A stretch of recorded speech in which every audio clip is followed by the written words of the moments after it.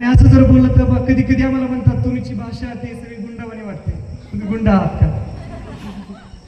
होय, आम्ही गुंडच आहोत. तुकाराम महाराजांनी सांगितलंय, पुत्र व्हावा ऐसा गुंडा त्याचा तिन्ही लोकी चिंडा. तुका म्हणे आम्ही झालं जाऊ दे. थंड्या माणसाची गरज नाही होत चळवळीला.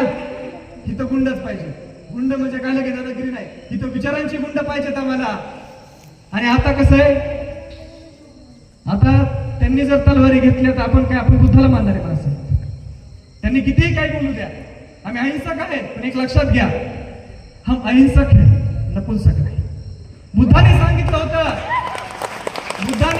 होतं दुर्बलाची अहिंसा आणि नपुंसकाचं शील याला जगीत कवडीची किंमत नसते. आमच्या तुकारामाने देखील सांगितलंय, दया तुझे नाव भूताचे पान अधिक निर्दलन कंटकाचे.